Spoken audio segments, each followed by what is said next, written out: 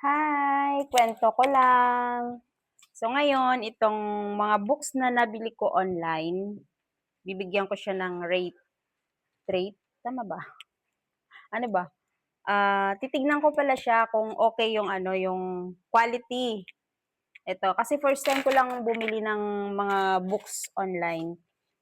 Titignan ko kung okay yung quality niya, kung okay yung print niya, kumpleto yung pages, para next time kung bibili man tayo uli, eh di sa online na lang at least makatipid tayo, 'di ba? Kasi medyo mas makamura ako kapagka ano, online ako bibili kaysa physical store.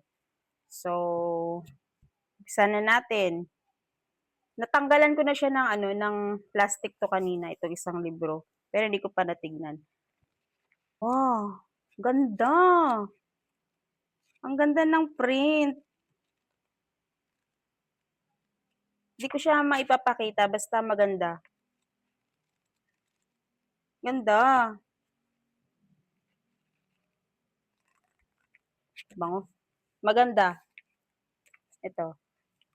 First book. Ito naman isa. Wait lang. Paano ba 'to? Wala kasi akong ano, cutter. Ito na lang. Balikan na lang.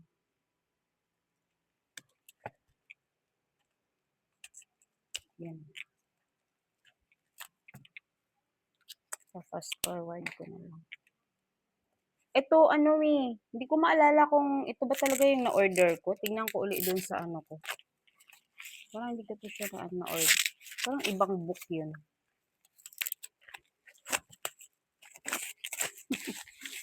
Another basura. Oh, ah! Ang ganda! Promise, ang ganda! Or may salamin lang ako kaya hindi ko rin makita. Pag tinanggal ko yung sila. Ganda! Eh, ganda, promise. Ngayon ko lang 'to na-discover, yung online, na. Ganda. Next, The Art of Spending Money. This one is ano, Stop Stop Overthinking.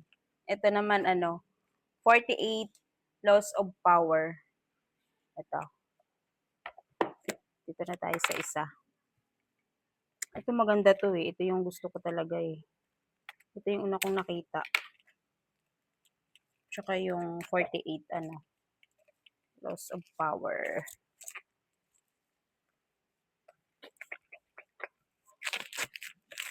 Wala lang, alam niyo masaya ako.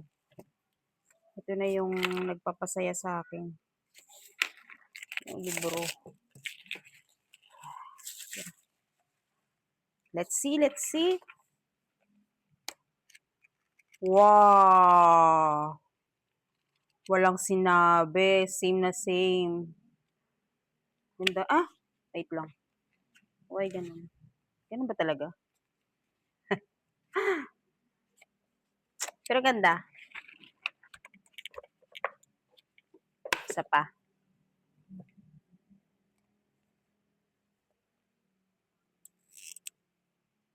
Parang hindi ko pa matapos basahin to. Parang mapapa-order uli ako. Slow reader ako, ah. Pero fast buyer. Ay, inshallah. You are about to become an appreciate.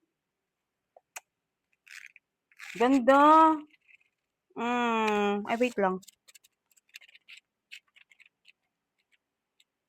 Ganda.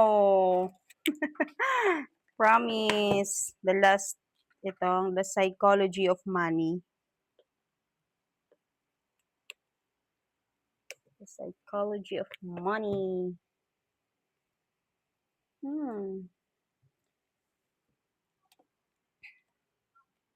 Ay, shemay. Ayun.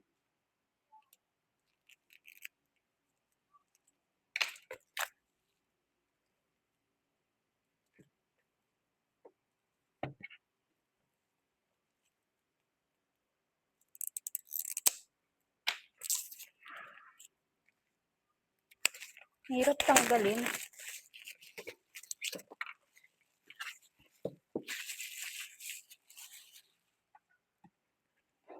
Let's see.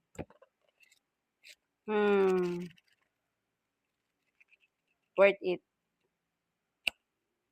10/10. Bibilang ko pa ng cover to.